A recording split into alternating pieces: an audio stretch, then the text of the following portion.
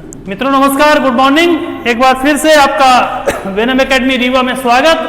और मध्य प्रदेश की सामान्य ज्ञान की जो श्रृंखला है उसमें मध्य प्रदेश का इतिहास पिछली बार हमने देखा था पूरा पाषाण काल से लेकर के ताम्र पाषाण तक, और आगे हम इसमें देखेंगे कि क्रमिक विकास के इतिहास में मध्य प्रदेश के इतिहास में महाजनपद काल है, मौर्य है, शुंग है, इन वंशों का मध्य प्रदेश के क्षेत्रों पे अधिकार रहा है। इसलिए ये अति प्रासंगिक हो जाते हैं कि इन जो वंशज थे इनके बारे में जानकारी हम लें। तो जैसा कि आप देख पा रहे हैं कि मध्य प्रदेश का इतिहास, मध्य प्रदेश के इतिहास में हमने ताम्रपाषाण नगरी जो नवदा टोली है, कायथा है, इनके बारे में जानकारी ली थी। और महाजनपद काल जब आता है 6ठी शताब्दी के लगभग, तो महाजनपद काल में 16 महाजनपद थे।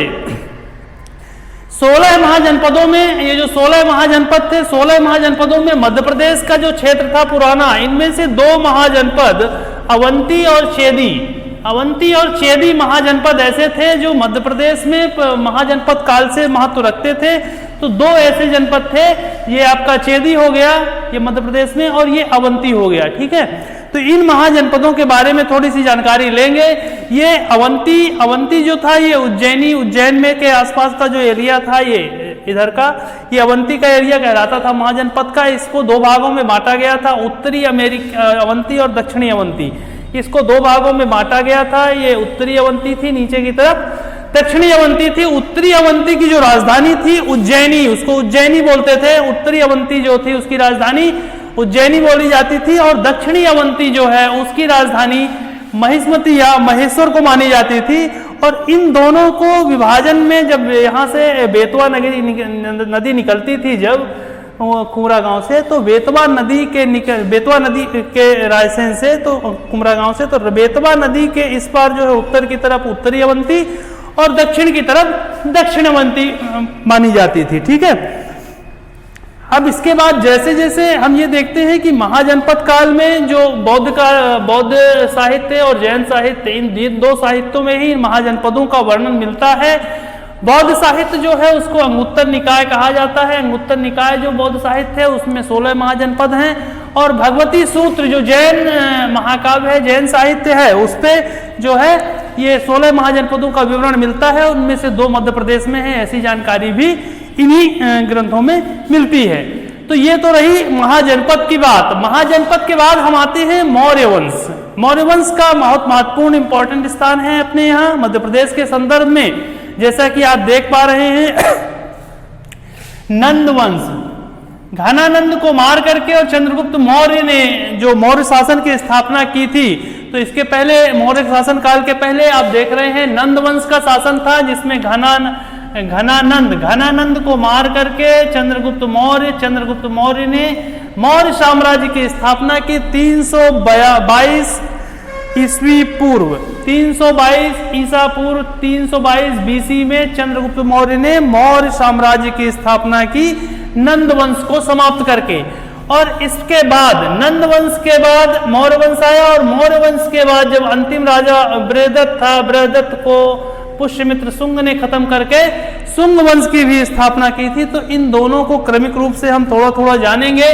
जैसा कि आप देख पा रहे हैं कि चंद्रगुप्त मौर्य को मौर्य काल का, मौर्य साम्राज्य का संस्थापक कहा जाता है। इसके बाद बिंदुसार, चंद्रगुप्त के समय बात करें तो इसका जो क्षेत्र था आपका गुजरात, सौराष्ट्र, मालवा, अवंती, इन क्षेत्रों में फैला हुआ था। मध्य प्रदेश के संदर्भ में देखें तो अवंती जो प्रमुख था, और चंद्रगुप्त मौर्य जो है ये जो प्रांतपाल था यहाँ का, सौराष्ट्र, मालवा और अवंती। सौराष्ट्र यानी गुजरात, मालवा यानी उज्जैन का क्षेत्र, और अवंती यानी वो भी उज्जैन का क्षेत्र, ये लगभग बगल बगल पे है। ठीक है, तो इन तीनों क्षेत्रों का जो प्रांतपाल था, प्रांताधिपति था, पुरुगुप्त को बनाया था चंद्रगुप्त मौर्य ने। किसको? पुरुगुप्त को। तो इसी पुरुगुप्त का शासन अवंती और मालवा में चलता था। इसके बाद बिंदुसार आया। बिंदुसार के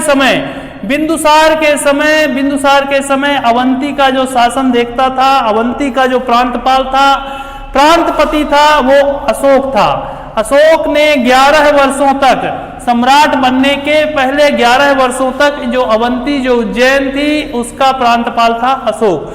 ये इसका शासनकाल कभी कभी पूछ लिया जाता है 268 से 332 ईसा पूर्व बीसी में। और इसके बाद क्रमिक रूप से दशरथ हैं, संप्राति हैं, 3-4 और आते हैं। और अंतिम जो इसके शासक थे बृहद्रथ, मौर्य वंश का अंतिम शासक बृहद्रथ की हत्या इनके जो सेनापति पुष्यमित्र शुंग ने बृहद्रथ की हत्या करके शुंग वंश की स्थापना की थी। पुष्यमित्र शुंग ने बृहद्रथ की हत्या करके शुंग वंश की स्थापना की थी। तो इस चीज को हम जानेंगे। एक चीज और, कलिंग का युद्ध, ये कलिंग का युद्ध अशोक के समय है, ये पद्मा के साथ हुआ था। कलिंग का युद्ध, ये ध्यान रखना है। और इसमें महत्वपूर्ण इतनी ही चीजें हैं, मौर्य काल में ज्यादा कुछ आना नहीं है। एक चीज और आती है इसमें कि अशोक ने जो है आपका जो विदिशा शक राजकुमारी थी, एक शक राजा की राजकुमारी थी, देवी या कुमार देवी बोलते थे, विदिशा या दर्शान में शासन करते थे, वहां पे उससे ब्याह हुआ था अशोक का, कुमार देवी। और उसी कुमार देवी के नाम पे उन्होंने उज्जैन में एक बहुत बड़ा बौद्ध महास्तूप का निर्माण करवाया था। किसने? अशोक ने उज्जैन में एक बहुत बड़ा बौद्ध महास्तूप का निर्माण कराया था, जो आपका वैश्य टेकरी के नाम से जाना जाता है। वैश्य टेकरी के नाम से जाना जाता है। आज भी यह टीला उस बौद्ध स्तूप के खंडहर के रूप में उपस्थित है उज्जैन में, ठीक है। तो इसको भी हमें ध्यान रखना है। इसके बाद आप देखिए कि अशोक के कार्यकाल पे आपका रूपनाथ हो गया, आपका गुर्जरा हो गया। गुर्जरा जैसे दतिया में है, यहाँ पे कई अशोक के लघु शिलालेख पाए गए हैं। गुर्जरा लघु शिलालेख में भी इसका नाम अशोक जो है वो दर्ज है। देव नाम प्रियम के नाम से जाना जाता है, ठीक है। प्रियदर्शन के नाम से भी इसका नाम उल्लेखित है। तो इस चीज को ध्यान देना है। एक चीज और मैं बता दूं आपको कि जब भी हम इसकी बात करते हैं कि अशोक के काल में, तो अशोक के काल में देखिए बहुत सारे स्तूपों का निर्माण हुआ है। बहुत सारी जो अपने पौराणिक स्थल हैं उस समय के उनकी ख्याति प्राप्त हुई है। तो जैसा कि आपको बता दें कि स्तूपों के बारे में अभी तो सबसे पहले जो नोट करना है आपको ये है कि जब तक गुप्त काल नहीं आता है, सांची में स्तूप अशोक ने बनवाया था। तो सांची का नाम था काकनादवोट या वट, ठीक है। काकनादवोट या काकनादवट, ये सांची को कहा जाता था। इसके बाद जो स्तूप की बात करें तो भरहुत स्तूप है, सांची स्तूप है, तुमैन का स्तूप है, देवरा कोठार का स्तूप है, पान गुरड़िया का स्तूप है। ये सभी स्तूप मौर्यकालीन अशोक के द्वारा बनवाए गए हैं। सांची स्तूप जैसे कि आप जान रहे हैं, इसको थोड़ा सा हम वो कर देते हैं। सांची स्तूप में आपका सबसे पहले आता है अशोक ने अशोक ने इसको बनवाया था। अशोक ने बनवाया था 1818 में, 1818 में जनरल टेलर नामक अंग्रेज ने इसको डिस्कवर किया था, अशोक के स्तूप को। और इसी स्तूप में आगे चल करके जो स्तूप बना हुआ था, इसी स्तूप में आगे चल के दक्षिणी द्वार में एक तोरण द्वार था और इसके चारों तरफ, प्रदक्षिणा पथ के चारों तरफ 4 दीवारी थी। इसको शुंग शासकों ने बनवाया था, पुष्यमित्र सिंह और उसके वंशजों ने बनवाया था। तो इस पे प्रश्न पूछे जाते हैं कि सांची का जो है अशोक का नाम आता है और पुनर्निर्माण दक्षिणी द्वार इसका और इसकी जो परिक्रमा है, ये आपका जो 4 दीवारी है, ये शुंग वंश के शासकों के द्वारा बनाई गई थी, ठीक है। अब इसी तरह तुमैन जो स्तूप है यहाँ पे अशोकनगर में है, तुमैन स्तूप, ठीक है। सांची का स्तूप आपको बता ही दिया है, रायसेन। इसके बाद आपका आता है देवरा कोठार, यहाँ पे है देवरा कोठार, ये रीवा में एक जगह है देवरा कोठार।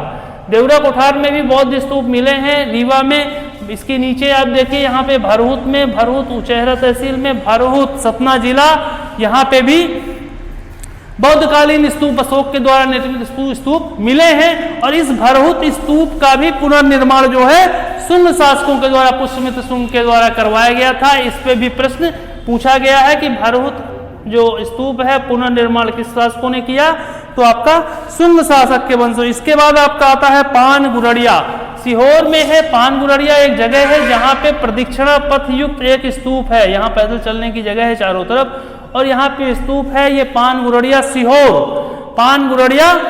तो इन स्तूपों की जानकारी में प्रश्न पूछे जाते हैं कि ये स्तूप जो है कहाँ पे है, किस जिले में उपस्थित है, तो इसके बारे में जानकारी हमें रखनी है। इसके बाद आपका आ जाता है कि जब भी हम ये देखते हैं कि चंद्रगुप्त मौर्य वंश के शासन में जानकारी का सबसे बड़ा अभिलेख रुद्रदामन अभिलेख है। रुद्रदामन के द्वारा बनाया गया जूनागढ़ का अभिलेख, जूनागढ़ ये रुद्रदामन अभिलेख से ही हमें ये सारी जानकारी मिलती है कि चंद्रगुप्त मौर्य का जो शासन था कहाँ था। ये सौराष्ट्र, मालवा और उज्जैन की चर्चा ये रुद्रदामन के जूनागढ़ अभिलेख से मिलती है। तो इसमें इतना ही है। इसके बाद हम शुंग वंश की ओर जाएंगे। तो शुंग वंश में जैसा कि आपको पता है कि मौर्य वंश का जो अंतिम राजा था, अंतिम सम्राट था बृहद्रथ की हत्या पुष्यमित्र शुंग ने की और पुष्यमित्र शुंग ने ही आगे चल करके शुंग वंश की स्थापना की।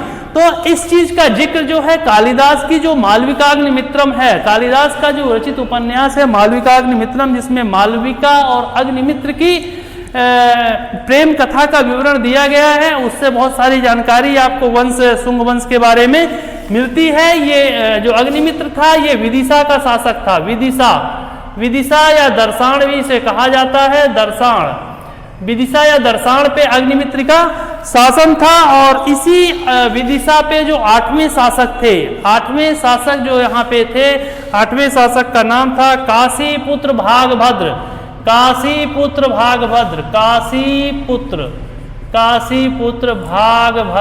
इसको ध्यान देना है, इससे बहुत सारे प्रश्न पूछे जाते हैं। 8वें जो शुंग वंश का 8वां जो शासक था काशीपुत्र भागभद्र विदिशा में शासन करते थे। ये विदिशा में शासन करता था। और इसी विदिशा में ग्रीक राजा जो एंटियोक्लिस था उसका जो राजदूत था हेलियोडोरस नाम है, राजदूत है उसका हेलियोडोरस। तो हेलियोडोरस जब आया किसके काल में, 8वें जो ये शुंग वंश का 8वां जो राजा था काशीपुत्र भागभद्र के समय। और हेलियोडोरस ने एक भगवान विष्णु को समर्पित एक स्तंभ का निर्माण किया, जिसे भागवत स्तंभ या गरुण स्तंभ या खाम बाबा या हेलियोडोरस का स्तंभ कहा जाता है। ठीक है, तो इस चीज को ध्यान में रखना है कि हेलियोडोरस का स्तंभ विदिशा में है। इसे खाम बाबा के नाम से भी जानते हैं, गरुड़ स्तंभ भी बोलते हैं, भागवत स्तंभ भी बोलते हैं। और भगवान विष्णु को समर्पित यह स्तंभ भागवत धर्म का बहुत बड़ा प्रतीक है, जब से शुंग वंश का शासन आया था। ठीक है, तो इस चीज को हमें ध्यान में रखना है। और आज हम जो समराइज कर देते हैं इस चीज को, हमने 3 वंशों के बारे में जानकारी ली। महाजनपद काल में मध्य प्रदेश से संबंधित 2 क्षेत्र, चेदी और अवंती। चेदी का क्षेत्र ये इधर वाला क्षेत्र चेदी का कहलाता था। यहाँ पे सुक्तिमती का नाम आता है, ये राजधानी थी चेदी की। सुक्तिमती या सोत्थीवती जातक जो कथाएं हैं उसमें सोत्थीवती का नाम आता है। और वैसे सुक्तिमती जो है बांदा जिला जो था उसको कहा जाता था। इसके बाद अवंती जो है उज्जैनी को कहा जाता था। 2 भागों में बटा हुआ था, दक्षिणी और उत्तरी में। इसको जो नदी थी बेतवा नदी के इसको 2 भागों में विभाजित करती थी। ये जानना है हमें। बौद्ध धर्म का ये उत्तर निकाय है, भगवती सूत्र है। अब आ जाते हैं इसमें मौर्य काल में चंद्रगुप्त मौर्य किसको मारा था, घनानंद को मार करके नंद वंश की समाप्ति और मौर्य साम्राज्य की स्थापना चंद्रगुप्त मौर्य 322 ईसा पूर्व। इसके बाद बिंदुसार के समय में ही अशोक जो है अवंती के या उज्जैन में 11 वंश तक प्रांतपाल के यानी प्रांताधिपल या राज्यपाल के रूप में शासन किया था। इसके बाद विदिशा राजकुमारी के उसमें जाकर के वैश्य टेकरी में इन्होंने महास्तूप का निर्माण किया था। बौद्ध महास्तूप इसको बोलते हैं, ये उज्जैन में है। इसके बाद बृहद्रथ की हत्या करके पुष्यमित्र शुंग ने स्थापना की शुंग वंश की। मौर्य वंश की जो जानकारी सबसे ज्यादा आपको मिल जाएगी रुद्रदामन के जूनागढ़ में, जिसमें चंद्रगुप्त मौर्य के बारे में बताया गया है। शुंग वंश की बात करें तो शुंग वंश में जैसा कि हमने कहा था कालिदास ने भी लिखा है मालविका अग्निमित्रम में, मालविका और अग्निमित्र की कहानी। विदिशा का शासक अग्निमित्र और वहीं पे 8वां जो शासक था शुंग वंश का काशीपुत्र भागभद्र, इन्हीं के द्वारा हेलियोडोरस का स्तंभ विदिशा में गरुण स्तंभ, भागवत स्तंभ या उसको भगवान विष्णु को समर्पित स्तंभ खाम बाबा के नाम से भी जानते हैं। तो ये आज के लिए इतना ही। धन्यवाद। अगले चरण में हम मध्य प्रदेश के इतिहास को क्रमिक रूप से बढ़ाएंगे। उम्मीद करता हूं कि ये चीजें आपके बहुत काम आएंगी। धन्यवाद। Thank you.